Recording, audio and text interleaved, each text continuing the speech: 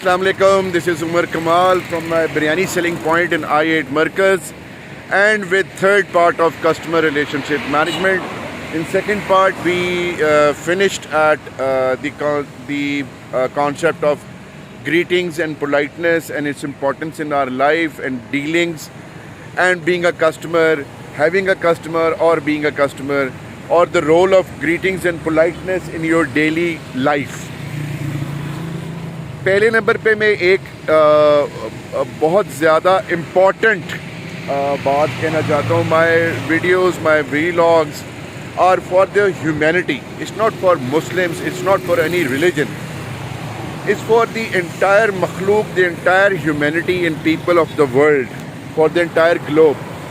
सो मैं जितने भी फिनोमिनाज और जितनी भी चीज़ें डिस्कस कर रहा हूँगा, शेयर कर रहा हूँगा, एक्सपीरियंसेस कर रहा हूँगा, डेफिनेटली सिंस आई एम अल्हम्दुलिल्लाह मुस्लिम, और मैं डेफिनेटली कोशिश करूँगा कि मैंने जो चीज़ें बीइंग अ मुस्लिम सीखी हैं वो मैं बताऊँ. सो अगर किसी और रिलीजन के किसी भाई को, किसी भी इंडिविजुअल को मेरी कोई बात अनकम्फर्टेबल करे तो मैं उसके लिए एडवांस में माजरत खाऊँ. मैं किसी की भी रिलीजियस हवाले से कोई दिलदारी ना कभी करना चाहूँगा और ना ही कोशिश करूँगा कि मुझसे हो, क्योंकि humanity comes first, than is the religion. Allah की मखलूक है, मैं मुसलमान हूँ जिसमें मेरा कोई कमाल नहीं है, सिर्फ अल्लाह की रहमत है. और आप अगर किसी और रिलीजन से हैं तो इसमें आपका कोई कमाल नहीं है, ये भी अल्लाह की ब्लेसिंग है. तो coming back to the greetings and politeness, याद रखें मेरी एक बात, मैं अपनी हर वीडियो में कोशिश करूँगा कि एक बहुत स्ट्रॉन्ग मैसेज आप सबको मिले. जो आपको चाहिए वो आपको पहले देना पड़ेगा. देखें, मैं अब यहाँ पे रोड पे खड़ा हूँ, बिरयानी बेच रहा हूँ, राइट.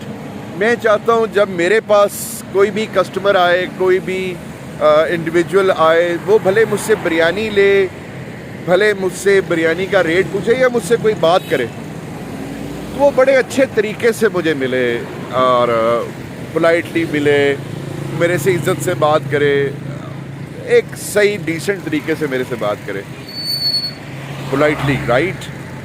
और उसकी ग्रीटिंग्स अच्छी हों. आपका क्या ख्याल है? What I have to do? I have to give him these two things first. मुझे ज़्यादा बेहतर, ज़्यादा गर्मजोशी, ज़्यादा वार्मली उसको ग्रीट करना पड़ेगा. And I have to be super polite. So if my greetings are good and I'm super polite, I'm sure कि मुझे वापसी भी कोई मिलेगा. So whenever you need a royal treatment, you have to give the royal treatment first. ये एक nature का असूल है. जो मर्जी कर लें आप. मैं अभी थोड़ी देर पहले एक जगह पे ट्रैफिक में फंसा, तो वो साहब गाड़ी नहीं हटा रहे थे. खैर हमें दोनों को मौका मिला गाड़ी हटाने का. मैंने कहा सर आप पहले चले जाओ. कहेंगे नहीं सर आप पहले चले जाओ. मैं कहा सर तुसी पहले चले जाओ. वो पहले करने करते पीछे से हॉर्न बजने शुरू कर दिए, यार तुसी आपस बहस शुरू करती है. खैर फिर मेरे गाड़ी निकाल ली. सो मैं आपको बता रहा हूँ कि पोलाइटनेस एंड ग्रीटिंग्स आपके बेशुमार मसाइल हल कर देते हैं. चलें अब मैं आपको एग्जांपल्स देनी शुरू कर दूँ. आप बग़ैर पोलाइटनेस और बग़ैर ग्रीटिंग्स के कुछ भी नहीं ले सकते. आप जाएं ना ज़रा किसी वक्त, आपको दुआ चाहिए, इमोशनल नीड है, आपको ब्लेसिंग्स चाहिए, प्रेयर्स चाहिए, जाएं अपनी वालदा के पास और उनको जाके कहें, कोई सलाम नहीं करना आपने, चेहरे पे भी पोलाइटनेस नहीं लानी, और उनसे कहें अम्मी दुआ दें, तो वो झुकेंगी और पैर में से नीचे से एक दुआ का जोड़ा निकालेंगे और आपकी तरफ मज़ाइल की तरह आएगा वो. तो भैया आप तो दुआ नहीं मांग सकते बग़ैर ले सकते बग़ैर ग्रीटिंग्स के. घर जाएं, जाके अपने मुलाजिम को कहें ना खाना लाओ, बग़ैर सलाम दुआ के, बग़ैर उसका हाल अहवाल पूछे. आई एम श्योर वो आपकी प्लेट में थूक के लाएगा. जाएं अपने दफ्तर में, गार्ड को ना सलाम कीजिएगा, ना उसका हाल वाल लीजिएगा, ना पोलाइटली उसको देखिएगा। और जब आपके गार्ड से कोई पूछने आएगा ना कि आप दफ्तर में आएंगे, तो कहेंगे हाँ जी है, बैठा हुआ है आरामज़्यादा, बंदा ठीक नहीं है। सो आप शाम को घर से वापस आए ना, घर में एंटर हो, नॉट बीइंग पोलाइट और किसी को ग्रीट मत कीजिएगा, देखें आपके साथ क्या होता है। सो आप जाएं किसी शॉप पे जाके, कोई सलाम दुआ ना करें, कोई ग्रीट ना करें, डोंट बी पोलाइट और मांगे कोई चीज़, देखें क्या होता है। करके देखें ना, आपको पता चल जाएगा कि in the absence of greetings and politeness आपकी लाइफ के ऊपर क्या कॉन्सिक्वेंसेस होंगे, कितने मज़े का आपको रिस्पॉन्स मिलेगा। और अपनी ग्रीटिंग्स और पोलाइटनेस बढ़ा के देखें। You can be a VVIP customer. बहुत सी जगहों पे बहुत सारे कस्टमर्स जाते हैं, लेकिन उस कस्टमर को VVIP ट्रीटमेंट मिलती है जिसकी ग्रीटिंग्स एंड पोलाइटनेस अच्छी होती है। अब मैं आपको 3 ऐसे रेफरेंसेस दूंगा जिसके अंदर मैंने अपने ग्रीटिंग एंड पोलाइटनेस से उन अदारों के अंदर, उन जगहों के ऊपर अनप्रेसिडेंटेड फेवर्स लिए हैं। 2011 में मुझे अपने एक जॉब के हवाले से रोज़ाना 100 किलोमीटर ट्रैवल करके अपने ऑफिस जाना पड़ता था और 100 किलोमीटर ट्रैवल करके वापस घर आना पड़ता था, और मैं डेवू के ऊपर जाता आता था।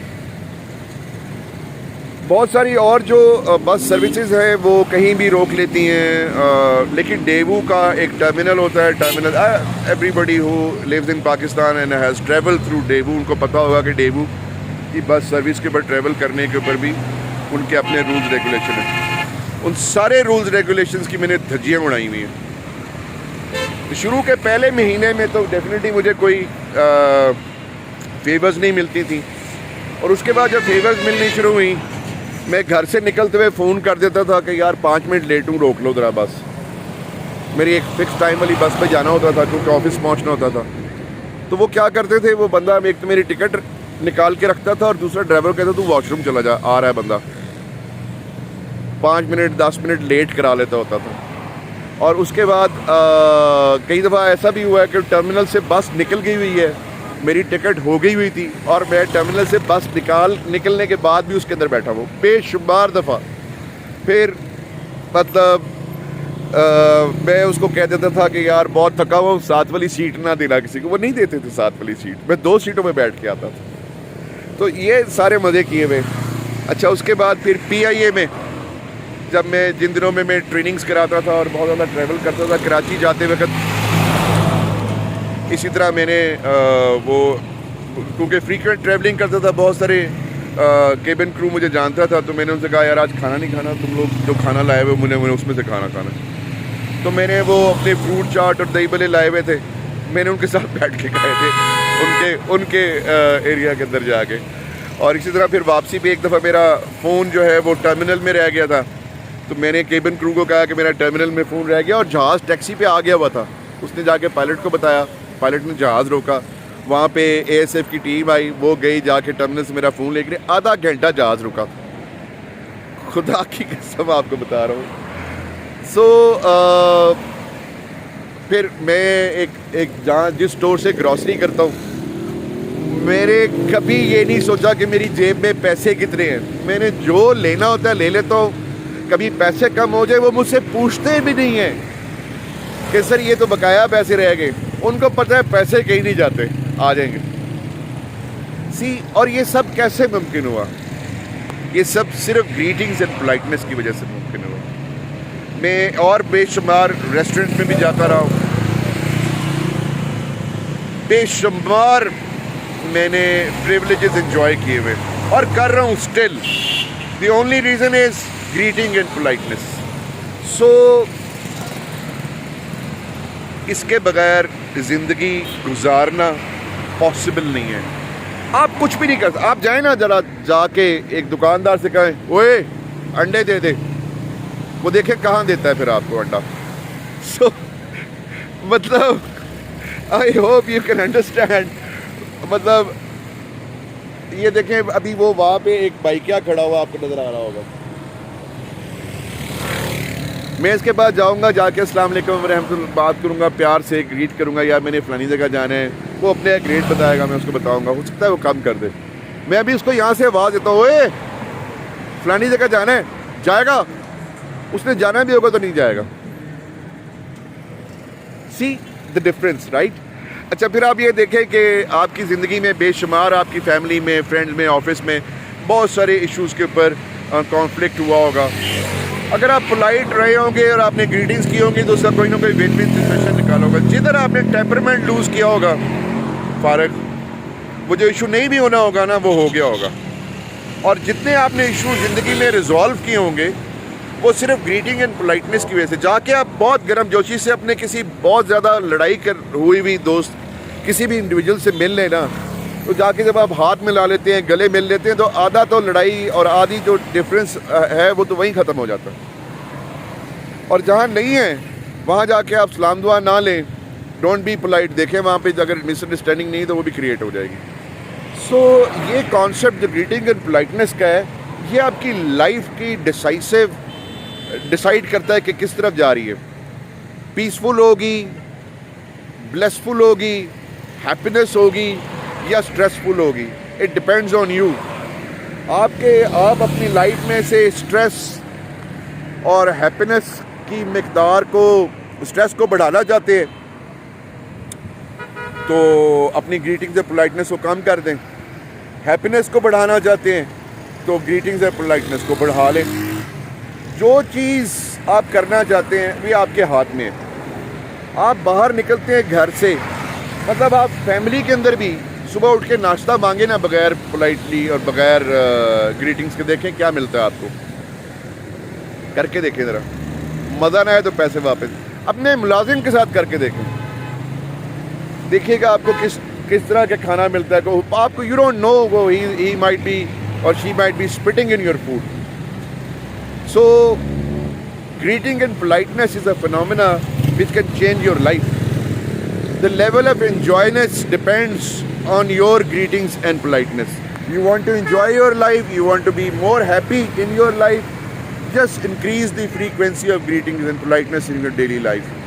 आप अपने रिलेशंस को, वो चाहे बिजनेस रिलेशन हैं, पर्सनल रिलेशंस हैं, किसी किस्म के भी रिलेशंस हैं, उनको वंडरफुल रखना चाहते हैं, increase the dose of greetings and politeness. बाकी अगर कोई कीड़ा है तो उसका इलाज तो किसी के पास नहीं है। कस्टमर रिलेशनशिप मैनेजमेंट के ग्रीटिंग्स एंड पोलाइटनेस के पार्ट 3 को यहाँ पे कंक्लूड करते हैं। नेक्स्ट पे जाएंगे 4 को, that would be more technical. उसमें फिर मैं बिज़नेस और दूसरी चीज़ों के हवाले से CRM को डिस्कस करूँगा। अपनी दुआओं में याद रखिएगा। आइए, मेरे पास बिरयानी गर्मा गर्म अवेलेबल है, बिरयानी खा लें। जज़ाकल्लाह खैर। अस्सलाम वालेकुम रहमतुल्लाहि व बरकातुहू।